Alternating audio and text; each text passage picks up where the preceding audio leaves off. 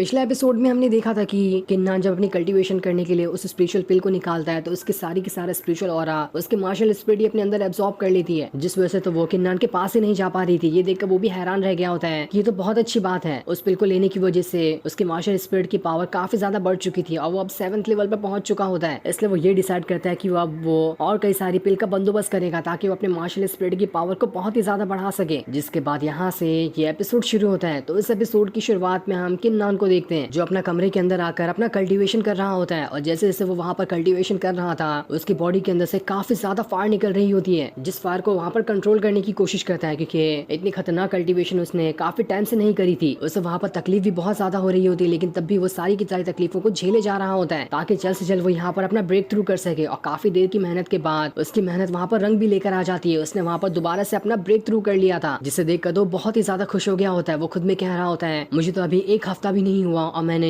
अपने foundation level के 3rd level को भी अचीव कर लिया है। ये तो बहुत बड़ी कमाल की बात है। मुझे तो खुद पे यकीन ही नहीं हो रहा कि मेरी कल्टीवेशन पावर इतनी जल्दी जल्दी कैसे बढ़ते जा रही है। जब से मेरे पास मेरी मार्शल स्पिरिट आई है उसकी वजह से मैंने खुद की कल्टीवेशन पावर को बहुत जल्दी बढ़ाना शुरू कर दिया है, और जैसे जैसे मेरी कल्टीवेशन पावर बढ़ रही है उसी तरह से मेरी मार्शल स्पिरिट की भी कल्टीवेशन पावर बढ़ते जा रही है। ऐसा ही रहा तो मैं बहुत जल्द बहुत ही ज्यादा पावरफुल बन जाऊंगा। उसके बाद मैं अपने सारे के सारे कजन को उनकी औकात दिखा दूंगा। तभी वहाँ पर वो लड़की आ रही होती है जो किन्नान का हमेशा ख्याल रखती है। वो वहाँ पर आने के बाद किन्नान से कह रही होती है यंग मास्टर आपने सुबह से कुछ नहीं खाया था इसलिए मैं आपके लिए यहाँ पर खाना लेकर आई हूँ। साथ ही वो वहाँ पर एक नक्शा भी देती है जो उसे शराबी एल्डर ने दिया था। उसे देते हुए उन्होंने उस लड़की से कहा होता है कि इसे चुपचाप से किन्नान को दे देना ताकि किसी को पता न चले कि मैंने किन्नान को ये दिया है। साथ ही वही सेम नक्शा चैन के पास ही होता है। वो अपने साथियों से कह रहा होता है ये नक्शा मुझे उस शराबी एल्डर ने दिया है। उन्होंने कहा था कि वो नक्शा सिर्फ मुझे दे रहे हैं, मेरे अलावा किसी के पास भी ये नक्शा नहीं होगा। लेकिन चैन यहाँ पर अनजान होता है कि वो शराबी एल्डर सिर्फ उसे ही नहीं पसंद करते, उसके साथ साथ वो किन्नान को भी बहुत ज्यादा पसंद करते हैं। इसलिए उन्होंने दुनिया से छुपाकर किन्नान को भी ये नक्शा दे दिया। और ये नक्शा एक माउंटेन का होता है जिस माउंटेन के अंदर एक बहुत ही ज्यादा पावरफुल स्पिरिचुअल पूल है। अगर कोई भी वहाँ पर चला जाए तो उसकी कल्टीवेशन पावर वहाँ पर बहुत जल्दी बढ़ने लगेगी। इसलिए शराबी एल्डर चाहते थे कि किन्नान जल्द से जल्द वहाँ पर जाकर उस पूल के अंदर चले जाए, जिस वजह से उसकी कल्टीवेशन पावर बहुत जल्दी बढ़ने लगेगी। ये सारी चीजें देखकर तो चैन और उसके साथ जो कजन खड़े होते हैं वो सभी काफी ज्यादा खुश थे कि अरे वाह हमारे हाथ तो खजाना लग गया है। इस पुल के बारे में तो हमने हजारों सालों से सुन कर रखा था, आज देखो हमारे पास उसका नक्शा भी आ चुका है। इसका इस्तेमाल करते हुए हम आसानी के साथ उस पुल के पास जा सकते हैं। एक बार हम वहाँ पर चले जाएं उसके बाद तो हमारी कल्टीवेशन पावर बिजली की रफ्तार से बढ़ने लगेगी। चैन सभी से कह रहा होता है हाँ माना कि बहुत अच्छी बात है, लेकिन तुम लोगों को इस बात का ख्याल रखना है कि किसी और को इस बारे में पता नहीं चलना चाहिए कि हम वहाँ पर उस स्पिरिचुअल पुल को ढूंढने के लिए जा रहे हैं। जिस पर उसके बाकी कजन कह रहे होते हैं चैन क्या हम भी तुम्हारे साथ जा सकते हैं, हमें भी वहाँ पर जाकर अपनी कल्टीवेशन पावर बढ़ाना है। जिस पर चैन कहता है वैसे तो मैं तुम्हें वहाँ पर ले जाना तो नहीं चाहता था, लेकिन मैं नहीं जानता कि वहाँ पर कैसे कैसे खतरे हो सकते हैं, इसलिए मुझे वहाँ पर अकेले उन खतरों का मुकाबला नहीं करना। इसलिए तुम लोग भी मेरे साथ चल सकते हो ताकि हम सब एक साथ वहाँ पर जाकर उस स्पिरिचुअल पुल को ढूंढ सके। जिस पर सारे के सारे कजन मान जाते हैं। दूसरी तरफ हम किन्नान को देखते हैं जो रात को ही उस माउंटेन की तरफ बढ़ रहा होता है जिसका नक्शा उसे अभी मिला था, ताकि वो वहाँ पर जाने के बाद उस स्पिरिचुअल पुल को ढूंढ सके। उसके साथ वो लड़की भी होती है जो उससे कहती होती है यंग मास्टर आप इतनी रात को कहाँ जा रहे हैं, रात को जाने पर खतरा भी हो सकता है। लेकिन किन्नान तो वहाँ पर सुनने के लिए तैयार नहीं था। वो लड़की उससे कहती है आपको पता है ना कि बचपन में जब एक बार हम दोनों साथ में रात में बाहर निकल गए थे तब कुछ भेड़ियों ने हमें घेर लिया था, तब तो वहाँ पर आकर आपने मेरी जान बचाई थी, वरना तो मैं उसी टाइम वहाँ पर मारी गई होती। आप तो बचपन में ही बहुत ही ज्यादा दिलेर थे जैसे कि आज आप भी हैं। ये सुनकर किन्नान उससे कहता है तुम्हें घबराने की जरूरत नहीं है, मैं तुम्हें कहाँ ले जा रहा हूँ, तुम्हें यहीं पर रहकर सारी चीजों को संभालना है, मैं वादा करता हूँ कि जल्द से जल्द वापस आ जाऊंगा। इससे वो लड़की वहाँ पर किन्नान को बेस्ट ऑफ लक कह रही होती है और उससे कहती है अपना ख्याल रखना। दूसरी तरफ हम सेक्ट हॉल का सीन देखते हैं जहाँ पर सारे के सारे एल्डर आकर मौजूद होते हैं। वहाँ पर किन्नान के अंकल ने सभी को बुलाया होता है। ये देखकर तो वो लोग भी हैरान थे कि अरे अचानक से यहाँ पर ये हुआ क्या, जो मेन एल्डर ने हमें अचानक से यहाँ पर बुला लिया है। वो सारे के सारे एल्डर किन्नान के अंकल से यहाँ पर आने का कारण पूछ रहे होते हैं। तब किन्नान के अंकल सारे लोगों से कहते हैं मैंने आप लोगों को यहाँ पर इसलिए बुलाया ताकि मैं यहाँ पर एक ऑर्डर पास कर सकूं, और ये ऑर्डर सारे के सारे लोगों के सामने पास किया जाएगा ताकि किसी को आपत्ति आगे चलकर ना हो। मैं यहाँ पर हर महीने किन्नान को 800 स्पिरिचुअल पिल देना चाहता हूँ ताकि वो अपनी कल्टीवेशन पावर को बढ़ा सके। जो सुनकर तो सारे के सारे एल्डर की वहाँ पर आंखें फटी की फटी रह जाती है। वो उस मेन एल्डर से कहते हैं 800 क्या आप पागल तो नहीं हो गए, 800 कैसे आप किन्नान को दे सकते हैं, उन 800 पिल की मदद से तो हमारे पूरे सेट के सिपाही और जितने भी मेंबर हैं वो पूरे 1 साल तक की अपनी कल्टीवेशन कर लेंगे, और आप अकेले किन्नान को हर महीने 800 देना चाहते हैं, ये तो बिल्कुल नामुमकिन के। ये सुनकर एक एल्डर जो वहाँ पर होता है वो किन्नान के अंकल से कह रहा होता है आपका होश ठिकाने पर तो है ना, आप ऐसे कमजोर इंसान को 800 स्पिरिचुअल पिल देना चाहते हैं जिसे उसकी कदर भी नहीं है। इतने सारे कल्टीवेशन पिल को लेकर भी वो क्या ही उखाड़ लेगा, उसने तो सालों से कुछ नहीं उखाड़ा, जबकि आप सालों से उसे सबसे ज्यादा रिसोर्सेज देते हुए आए हैं। तो अब इतने ज्यादा रिसोर्सेज देने का क्या ही फायदा, वो सारे के सारे रिसोर्सेज को वहाँ पर बर्बाद कर देगा। तब इतने सारे एल्डर का इस ऑर्डर के खिलाफ आवाज उठाता देखकर किन्नान के अंकल जो होते वहाँ पर कहते हैं अगर सारे लोगों को ये लगता है कि मैंने 800 ज्यादा दिए हैं तो ठीक है, मैं उसे कम करके 500 दे देता हूँ, लेकिन उससे कम मैं नहीं करने वाला। किन्नान को हर महीने 500 स्पेशल पिल दिए जाएंगे जिसकी मदद से वो अपनी कल्टीवेशन पावर बढ़ा सकता है। लेकिन सारे लोग कह रहे होते हैं किन्नान तो घटिया इंसान है, उसकी औकात तो महीने की एक पिल को लेने की भी नहीं है। सभी कह रहे होते हैं अगर मेन एल्डर यहाँ पर किन्नान को इतने सारे स्पेशल पिल देना चाहते हैं तो इसके बदले उन्हें एक सॉलिड रीजन बताना होगा, उसके बाद ही हम यहाँ पर राजी हो सकते हैं। तब ये सुनकर मेन एल्डर वहाँ पर कह रहे होते हैं कुछ महीनों पहले मैंने 5 डिवाइन वेपन को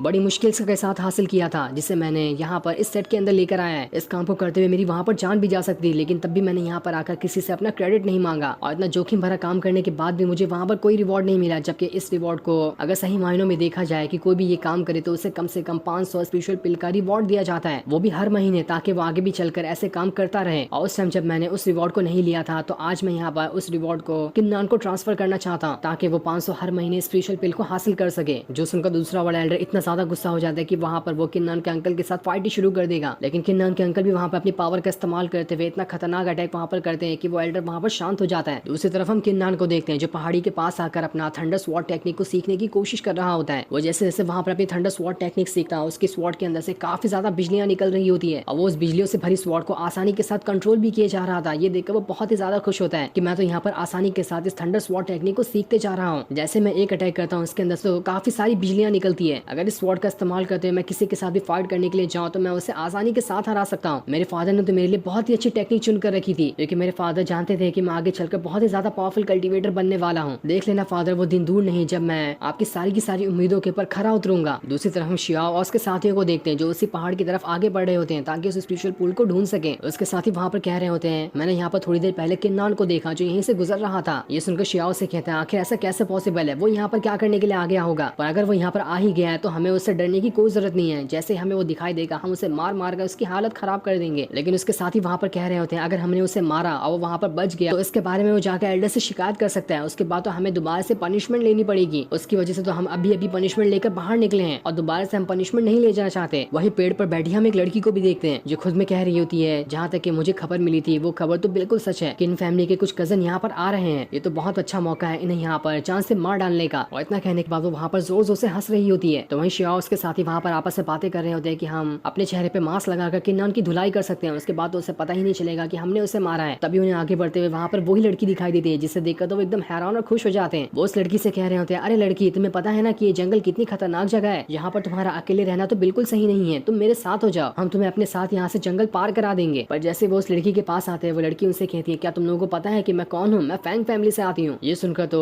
शियाओ की वहाँ पर हालत खराब हो जाती है। वो जल्दी से पीछे जाकर हट जाता है कि उसने तो गलत लड़की के ऊपर गलत नजर डाल दी। तभी वहाँ पर एक बहुत ही ज्यादा पावरफुल बंदा आता है जिसने अपनी पावर का इस्तेमाल करते हुए शियाओ उसके साथियों को उठाकर वहाँ से दूर फेंक दिया था, जिस वजह से उनकी वहाँ पर हालत खराब हो जाती है। जिसके बाद वहाँ पर वो आदमी उस लड़की के पास आता है क्योंकि वो दोनों एक दूसरे के कपल थे। वो आदमी तो उस लड़की के सामने बहुत ही ज्यादा लंबा और हट्टा कट्टा दिखाई दे रहा होता है। ये देखकर तो शियाओ को भी वहाँ पर ट्रेन और टनल वाला मीम याद आने लग गया था, पर तभी वहाँ पर कुछ नहीं कहता, वरना तो वहाँ पर वो आदमी उसकी वहाँ पर पटक पटक कर जान ले लेगा। वो लड़की वहाँ पर शियाओ से कह रही होती है बस कुछ दिन और, उसके बाद तुम्हारी किन फैमिली के अंदर ऐसी तबाही आएगी जिसका तो तुम वहाँ पर अंदाजा भी नहीं लगा सकते हो। जिसके बाद उसने अपनी स्वॉर्ड को बाहर निकालते हुए शियाओ बाकियों की तरफ ही बढ़ने लगती है ताकि उनके ऊपर अटैक करके वहाँ पर उनकी जान ले सके। पर जैसे वो उनके ऊपर अटैक करती है इससे पहले वहाँ पर किन्नान आ जाता है जो अपनी स्वॉर्ड का इस्तेमाल करते हुए उस लड़की को उठाकर वहाँ से दूर फेंक देता है, जिस वजह से उसके कजन वहाँ पर बच चुके थे। जो सीन दिखाते ही ये एपिसोड यहीं पर एंड हो जाता है। Thanks for watching.